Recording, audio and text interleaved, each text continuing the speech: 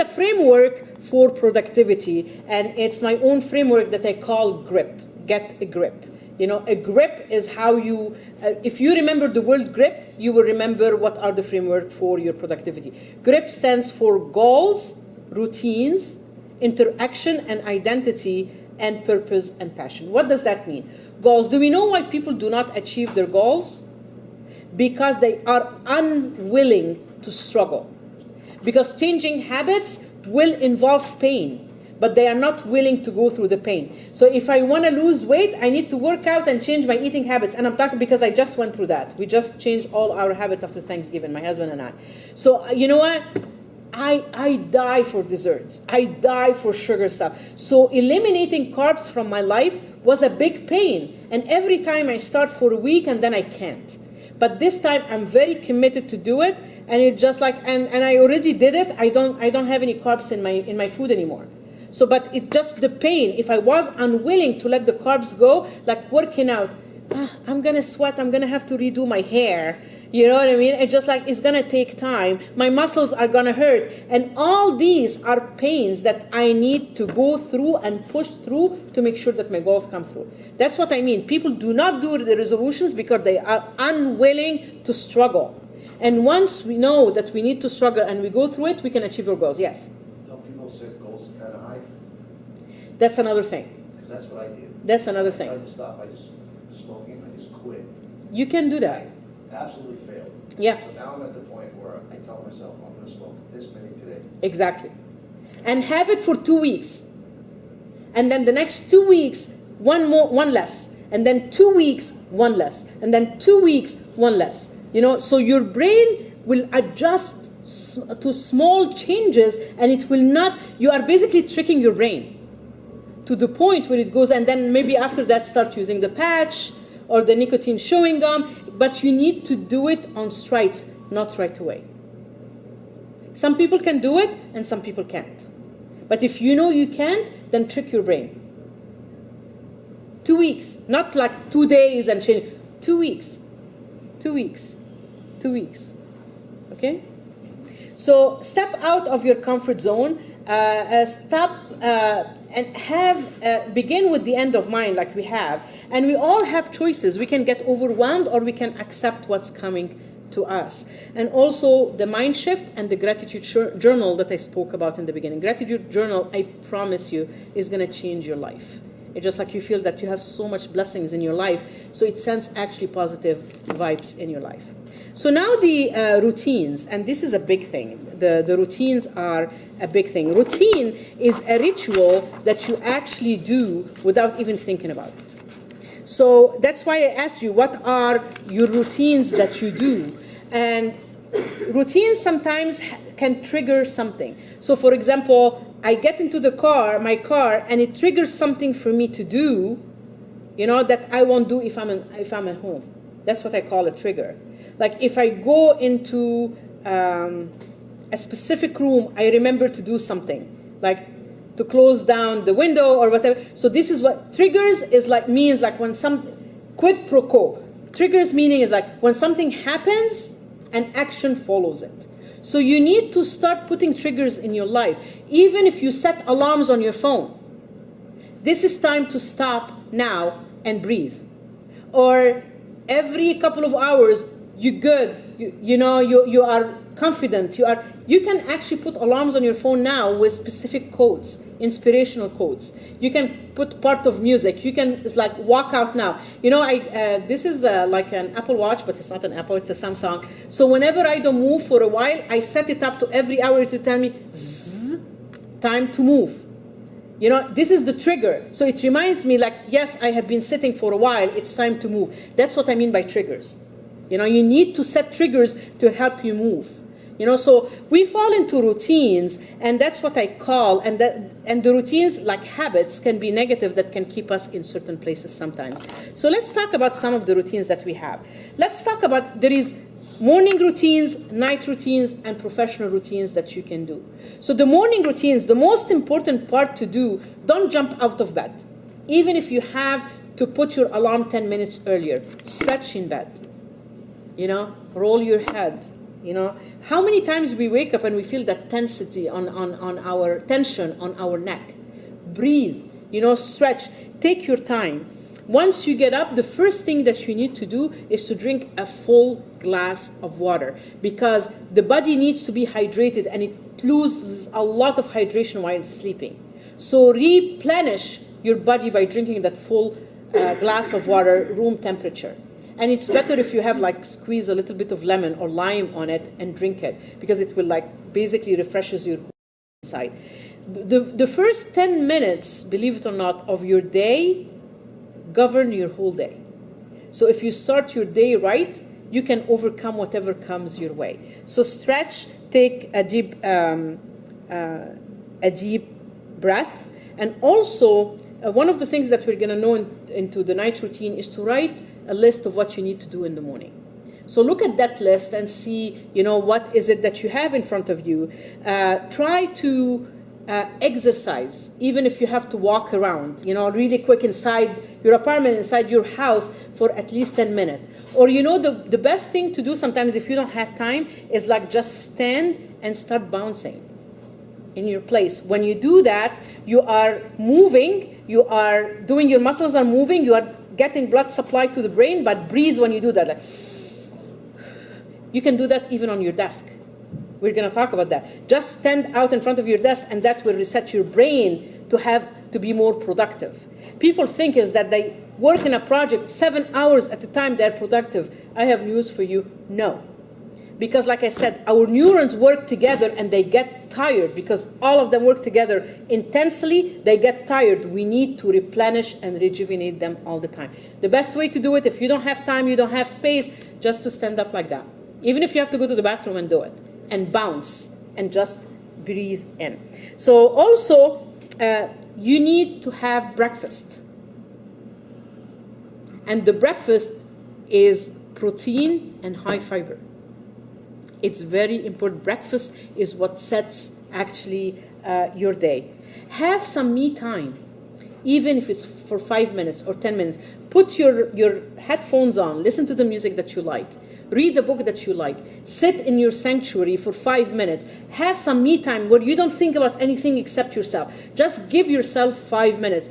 And I know, Darren, for someone like you that gives, it's very hard to take the time for yourself. But let's put it this way. It's only 5 minutes. Commit for 5 minutes to take some me time. Would you do it? But how do I know I'm being productive with that me time? You know what? You need to remember, it's not perfection. It's how to start and perfect it. You know, just take 5 minutes. Just don't think about anything except yourself. Like, is there a specific song that you like? A kind of music that you like to hear that makes you feel happy? Listen to it. Read a little bit of a book that you like, personal book. Like I have this mystery books, you know what I mean, that are my passion. So this is what I do every morning. For like 5-10 minutes, I just read something about it, and it's kind of like, okay, that's my own reward now.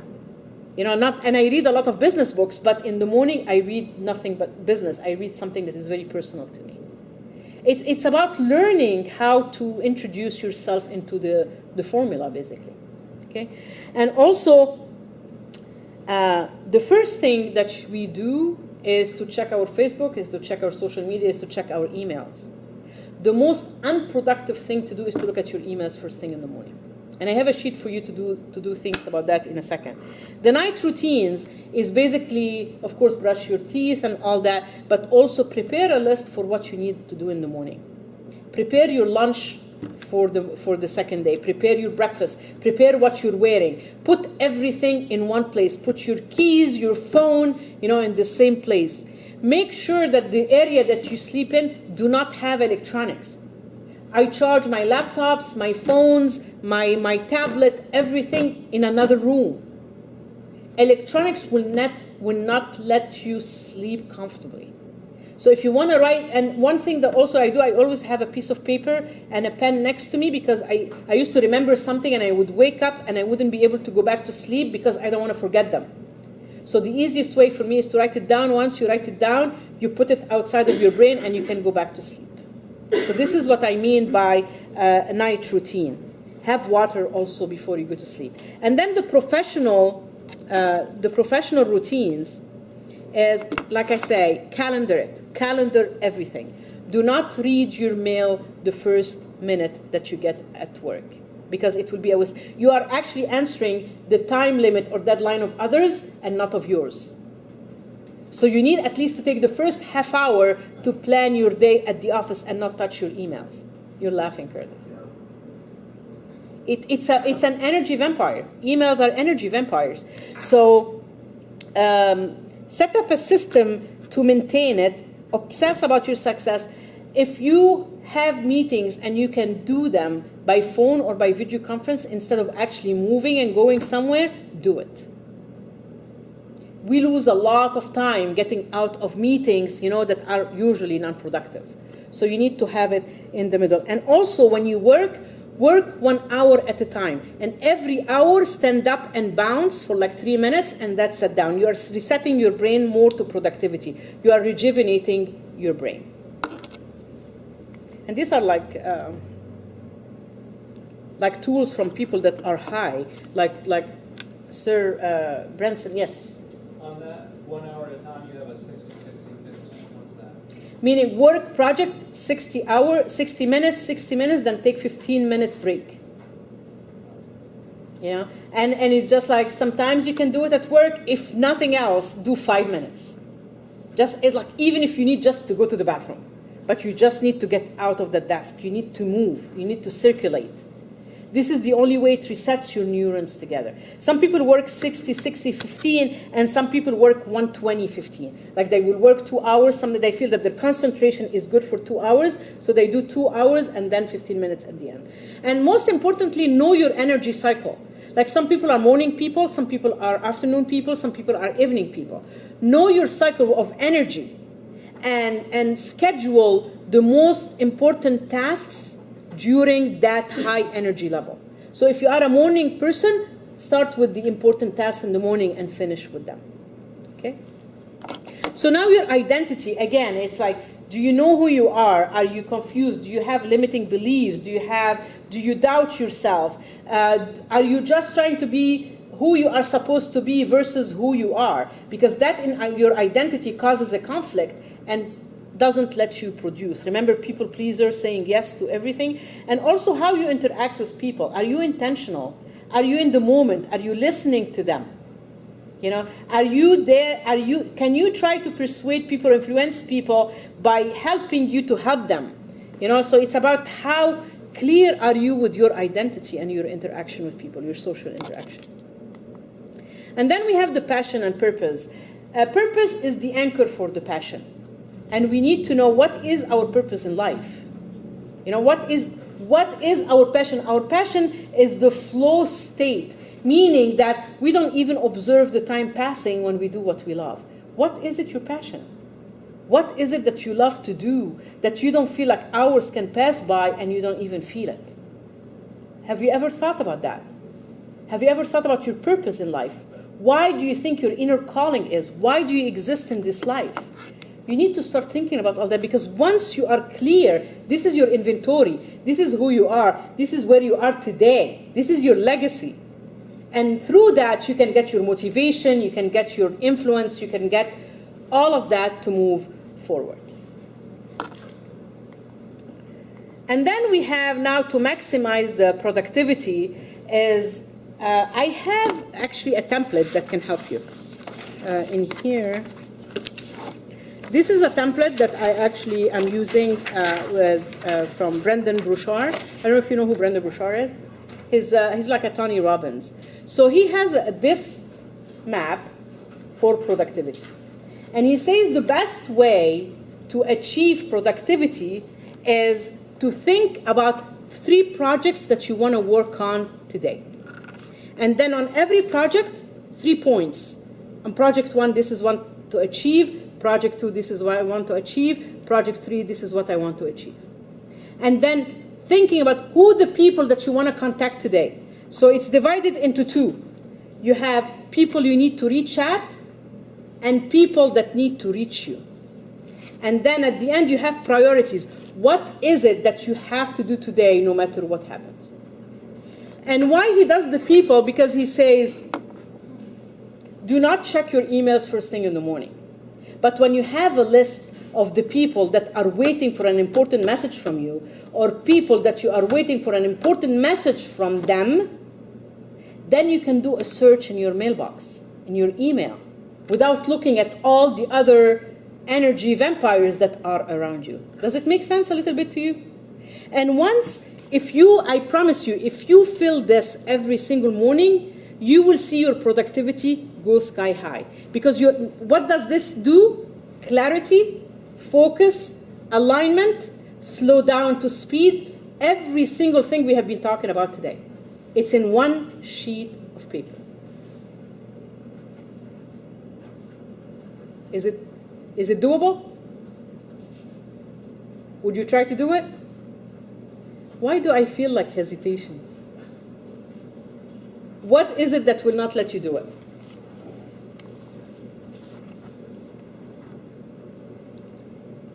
I just don't know where to start. Okay, can you at least think about in the morning, and you don't have to start with perfection because again, there is no perfection. Can you start thinking about 1 or 2 projects to start with today that you need to do? Yeah. Okay, put them on paper. Okay, and then are you waiting for a response from someone? Yes. So you put it under the people you are waiting on. Are people waiting to hear from you on something? Not today. So leave it blank. Tomorrow, will you have someone that is waiting on you for something, to deliver a report, to... Yeah. So put it on the people waiting on you. Okay? And then on the priorities, what are the main things that you need to finish today no matter what? Yeah, I come with a couple of things. You need to put it down. And now you have a blueprint on how to work your productivity. You're not going to have butterflies. You're not going to have shatters. You're not going to multitask because you don't know where to start. You're not going to say, I'm overwhelmed. I will procrastinate because I don't know where to start. And at the end of the day, you just cross everything you did, and that's in its own is a satisfaction and a motivation that you did produce more. And then we need to ask ourselves, are we sleeping right? Are we sleeping in the right environment? Do we have the right pillow? Do we have the right mattress? Do we have the right sheet? Do we have the right temperature? Do we watch TV? Never watch TV in bed. This is a very bad habit, that sometimes I do too. Don't have laptops, don't have phones into your room. You know what I mean? Your room is your sanctuary. Your bedroom is your sanctuary. You just go there to sleep. Did you have enough water? Did you have enough protein?